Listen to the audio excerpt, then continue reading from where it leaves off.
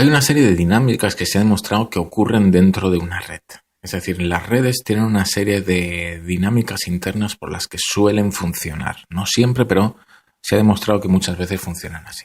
Y son las siguientes. La homofilia Homofilia significa que tendemos una tendencia a relacionarnos con personas similares a nosotros. Veamos este ejemplo. Este es un ejemplo de una investigación realizada en unos institutos de Estados Unidos y se les preguntaba a las personas, a los estudiantes, con quién se relacionaban, con quién preguntaban dudas y se estudiaba además qué raza tenían. Y este era el resultado. La mayoría de las personas tendían a relacionarse incluso dentro de un mismo instituto y mezclados en una clase con personas de su misma raza. Aquí está el resultado. Es la misma investigación, pero visualizando únicamente las relaciones más estrechas, es decir, aquellos cuando son amigos más cercanos o amigos más fuertes. Y lo que pone de manifiesto es que las personas blancas tienden más a tener relaciones con personas blancas y las personas de raza negra tienden más a tener muy amigos a otras personas de raza negra. Por supuesto que hay excepciones, como las podemos ver aquí, o incluso personas latinas con personas negras, pero la mayoría de las veces las personas tienden a relacionarse con personas similares a ellas. Y este ejemplo, aunque es muy estadounidense, podríamos decir, y muy de poner en relevancia la raza, también lo que quiero poner de manifiesto es que hay que tener en cuenta a la hora de estudiar las relaciones de que las personas o incluso las organizaciones van a tender a relacionarse con personas similares, no necesariamente en la raza, sino en alguna característica. Ya pueda ser clase social, ya pueda ser género. Los hombres tendemos más a tener amigos hombres que a tener amigas mujeres. Las mujeres tienen más tendencia a tener amigas mujeres que amigos hombres. O las personas de clase alta suelen tener más relaciones con personas de clase alta que con personas de clase baja. Y las personas de clase baja tienden a tener más relaciones de amistad fuerte con otras personas de su misma clase. Es decir, esta es como una tendencia, no voy a decir innata de los seres humanos, pero es como más o menos de cómo suelen funcionar las relaciones.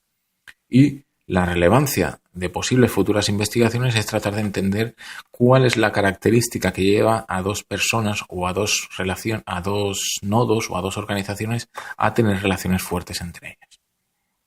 Es decir, en este colegio se puso de manifiesto la importancia de la raza a la hora de tener amigos, a la hora de nosotros hacer nuestra investigación, cómo vamos a poder explicar que una red está muy unida entre ella, qué los une, es similitud en qué.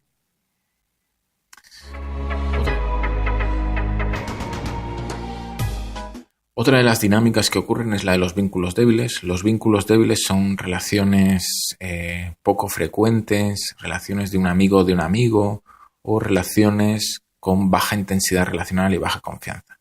En cambio, las relaciones fuertes son aquellas que tenemos con nuestros familiares, son aquellas donde hay una alta carga emocional, confianza y alta inversión de tiempo en este contacto social. ¿Qué tienen en común estas dos imágenes, aparentemente muy diferentes entre ellas? En la primera imagen de la izquierda podemos ver una manifestación, en la imagen de la derecha podemos ver una relación laboral donde una persona intermediaria presenta a otra. Bueno, estas dos fotografías están basadas en un mismo tipo de relación, que son las relaciones débiles. Y esta es una conclusión a la que llega Mark Granovetter, sociólogo que en los años 70 hizo su tesis doctoral sobre cómo se encontraba trabajo, y él se dio cuenta de que a la hora de encontrar trabajo son enormemente importantes los vínculos débiles, porque los vínculos débiles nos proveen de información no redundante. Es decir, cuando nosotros estamos buscando trabajo, si nosotros se lo decimos a nuestros amigos más cercanos o a nuestros familiares, posiblemente la ayuda es mínima. ¿Por qué? Porque la información que ellos nos puedan proveer es información que nosotros ya sabemos, ya que nos movemos en los mismos círculos. En cambio, cuando nosotros le decimos a todos nuestros conocidos o a desconocidos que estamos buscando trabajo, se amplían mucho más las oportunidades de conseguir trabajo, ya que estos vínculos débiles con desconocidos, amigos de un amigo o personas con las que tenemos un bajo contacto, una baja intensidad emocional, puede que nos provean de información más relevante a la hora de encontrar un trabajo, porque nos van a proveer sobre todo de información nueva, de información no redundante. Y esto también ocurre a la hora de las movilizaciones o protestas. Las personas tendemos a relacionarnos con nuestros grupos más cercanos, con nuestros amigos más cercanos o con nuestros familiares, pero a la hora de ir a una manifestación, dice Granovetter que lo que se activan son los vínculos débiles, es decir, que se juntan diferentes subgrupos.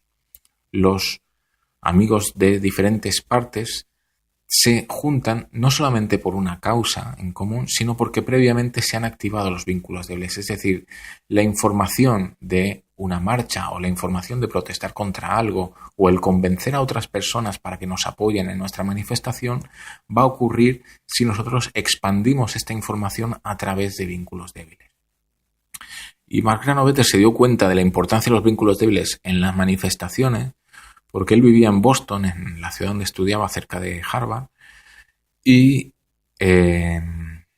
lo que veía es que en las manifestaciones que ocurrían en Boston en los años 70 para protestar sobre todo por los cambios urbanos que estaban ocurriendo, había un barrio del que vivía prácticamente aislado, de inmigración italiana, y que no tenía ningún tipo de participación en las manifestaciones, porque era un barrio que no tenía vínculos débiles con otras partes. Es decir, en esa comunidad, en ese barrio de inmigrantes italianos, habían muchas relaciones comunitarias entre ellos, pero no externamente. Y por tanto, ellos vivían aislados.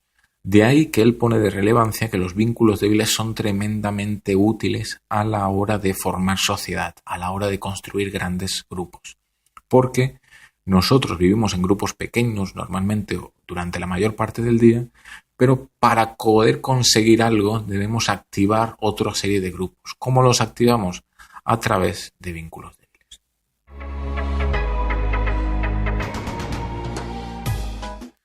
Una de las conclusiones a las que llegan muchas investigaciones de redes es que el mundo es muy pequeño. Es decir, que si nosotros estudiamos una serie de personas y cómo están relacionadas entre ellas, lo que probablemente nos vamos a encontrar es que la cohesión local, es decir, nuestro grupo más cercano, es muy unido. En cambio, las distancias con otras personas también van a ser cortas. Es decir, el mundo funciona vivimos la mayoría del tiempo en pequeños grupos, pero estos grupos entre ellos están conectados. Es decir, el mundo es muy pequeño. Lo que se conoce en inglés como el small world y que pone de manifiesto que en pocos pasos podemos llegar a contactar con muchas personas.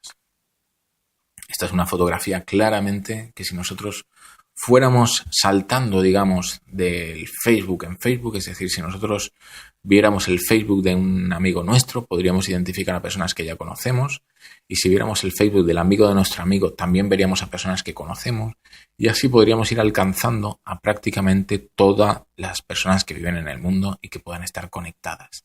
Es decir, el mundo está muy conectado entre ellos, por tanto el mundo es muy pequeño.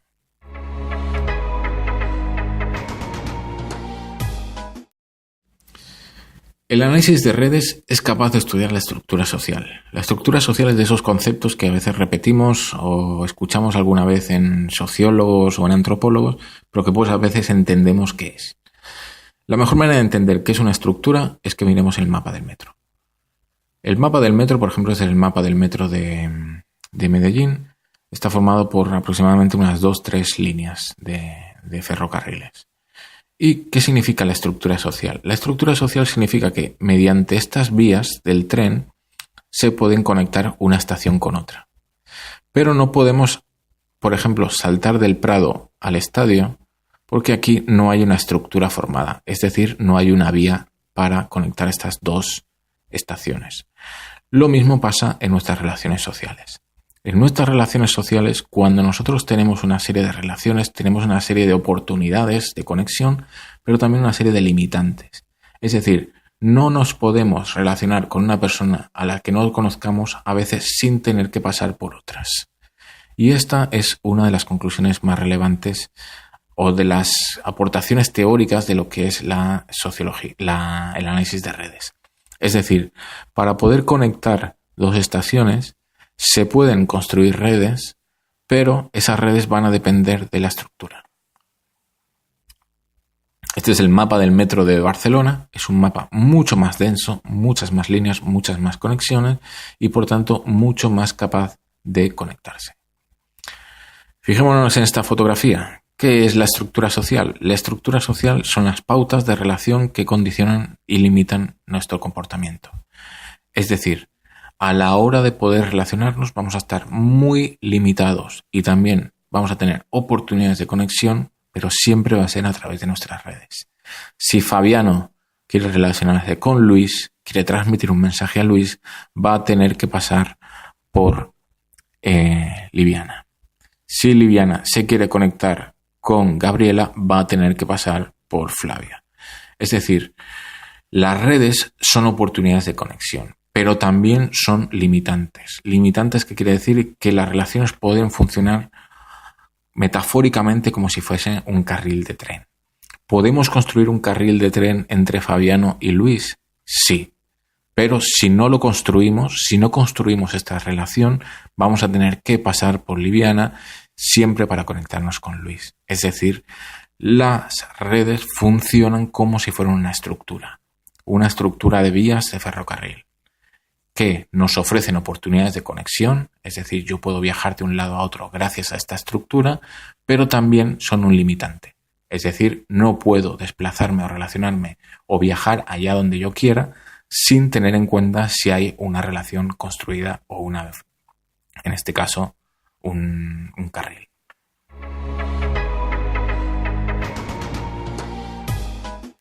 ¿Qué es el capital social? El capital social es un concepto que nace, no tiene una fecha exacta de nacimiento, pero se empieza a popularizar entre los años 70, sobre todo años 80, y tiene un boom sobre todo en el año 2000. Hoy en día puedo decir que es uno de los conceptos más usados en las ciencias sociales, que más se utiliza, y esta fotografía resume perfectamente lo que es el capital social. El capital social es ver a nuestras relaciones como si fuesen un capital, como si tuvieran un beneficio y un resultado. En la parte izquierda de la pantalla podemos ver a una persona pidiendo dinero para comer y en la otra a otro pidiendo amigos. ¿Por qué? Porque la persona de la derecha sabe que las personas, los conocidos, son una fuente de acceso a recursos inmensa para poder acceder a conocimiento, dinero, felicidad, nuevas conexiones, información. El capital social, también metafóricamente podríamos decirlo, que funciona como si fuese una telaraña. Es decir, la araña teje una red para alimentarse, para vivir, para cazar y para protegerse. Es decir, ella sabe perfectamente que el conjunto de relaciones entre una parte y otra funciona para protegerla, para alimentarse y para cazar. Y esta es una manera de tratar de pensar nosotros en nuestras relaciones. Nosotros tenemos que pensar en nuestras relaciones como si fuesen un capital. Y de esta manera vamos a poder ser conscientes de todos los beneficios o también malas consecuencias que nos puede aportar las relaciones sociales. Este es un cuadro, es una captura de pantalla sacada de un artículo de Nan Lin. Nan Lin es un investigador, un sociólogo que se dedica a estudiar las redes y que ha dado mucha más forma al capital social. Y lo que pone de manifiesto es que anteriormente había desde la época teórica de Marx, Marx señala de que a la hora de estratificar a la sociedad, a la hora de clasificarla, lo importante es el capital económico. Según tus ingresos, eres clase alta, clase media o clase baja. En cambio, las nuevas teorías del capital, que nacen después con Becker y Schultz, sobre todo en la parte del capital humano, dicen no es solamente relevante el capital económico, hay también un capital humano. Y este capital humano es todo el conocimiento que nosotros tenemos. Todas nuestras habilidades, capacidades o conocimiento son también una inversión que nos va a dar un beneficio. Nosotros estudiamos para poder conseguir un capital humano que nos pueda ayudar a conseguir empleo, a mejorar nuestra vida económica o laboral. Por tanto, es una inversión, es un capital. Bourdieu, en lo que pone de manifiesto unos años después, es que además del capital humano y el capital económico hay un capital cultural, que es toda la cantidad de valores dominantes que hay en una sociedad. Las personas que internalizan más los valores dominantes en una sociedad son las personas que más capital cultural tienen. Y también Bourdieu, pero sobre todo en las investigaciones de después de Ronald Barthes, Nan Lin o Coleman o Putnam, lo que ponen de manifiesto es que no solamente los valores culturales, ni el conocimiento que adquirimos, ni los ingresos que tenemos lo que nos ayuda a vivir o a aumentar nuestra clase social, sino que son sobre todo las relaciones sociales. El capital social tiene varias definiciones, no es el momento de entrar ahora detenidamente en cada una de ellas, pero todas tienen en común algo. Todas las definiciones de capital social ponen de manifiesto la relevancia de las redes y de que estas redes constituyen una inversión, un capital que nos permite acceder a recursos o que nos permite vivir de forma o reproducir la sociedad.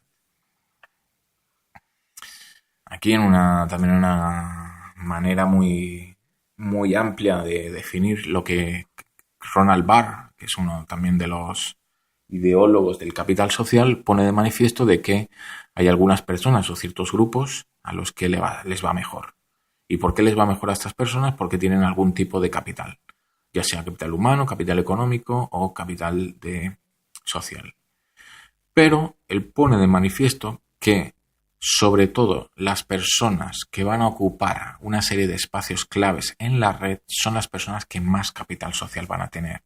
Y más capital social significa que aquella inversión en relaciones que hacen va a tener unos resultados mayores.